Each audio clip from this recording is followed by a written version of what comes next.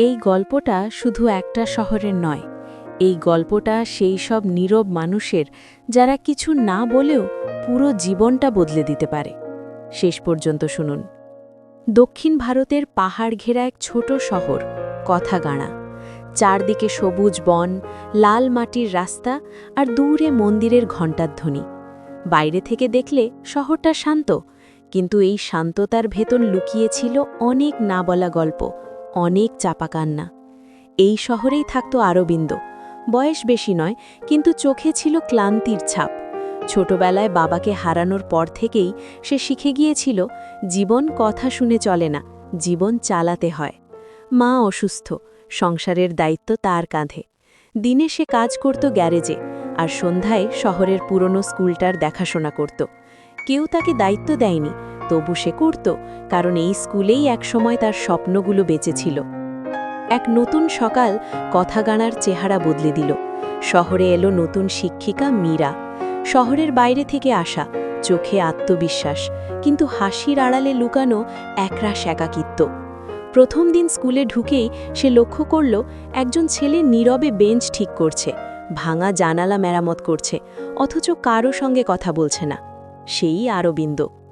দিন যেতে যেতে মীরা বুঝতে পারল, অরবিন্দ যেন স্কুলটার ছায়া, সব সময় আছে কিন্তু চোখে পড়ে না। বাচ্চারা তাকে খুব ভালোবাসে, কিন্তু সে নিজেকে আড়ালেই রাখে।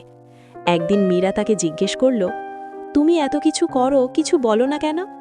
অরবিন্দ হালকা হেসে বলল, ম্যাডাম, কথার চেয়ে কাজ বেশি জোরে শোনা যায়। এই কথাটা মীরার মনে গভীর দাগ কাটল, কারণ তার জীবনেও এমন কিছু কথা ছিল যা সে কাউকে বলতে পারেনি। শহরের বাইরে তার নিজের সংসার ভেঙে গিয়েছিল, সেই কষ্ট নিয়েই সে কথাগাড়ায় এসেছে, নতুন করে শুরু করতে। এক সন্ধ্যায় আচমকা পাহাড়ে প্রবল বৃষ্টি নামল। ঝড়, বজ্রপাত, অন্ধকারে ঢেকে গেল পুরো শহর। স্কুলের পুরনো লাইব্রেরিতে তখনও মীরা কাজ করছিল। হঠাৎ ছাদের একটা অংশ ভেঙে পড়তে শুরু করল। সবাই ভয়ে দূরে সরে গেল, কিন্তু অরবিন্দ দৌড়ে গেল ভেতরে, কারণ সে জানত ভেতরে কেউ আটকে আছে।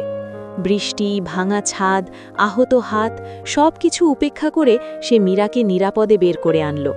বাইরে এসে অরবিন্দ অজ্ঞান হয়ে পড়ল। সেই প্রথম মীরা তার হাত শক্ত করে ধরে কাঁদল। সেই কান্নায় ছিল ভয়, কৃতজ্ঞতা আর অজানা এক ভালোবাসা। হাসপাতালে অরবিন্দ জ্ঞান ফেরার পর মীরা শুধু বলেছিল, আজ যদি তুমি না আসতে। অরবিন্দ ধীরে বলেছিল, কেউ তো আসতেই হতো। কিন্তু সুখ বেশি দিন টিকল না। কিছুদিন পর মীরা জানতে পারল, তার বদলি হয়ে গেছে, অন্য এক বড় শহরে যেতে হবে। কথাগাড়ার শেষ সন্ধ্যায় সে স্কুলের ছাদে দাঁড়িয়েছিল। অরবিন্দ এলো। দুজনেই চুপচাপ।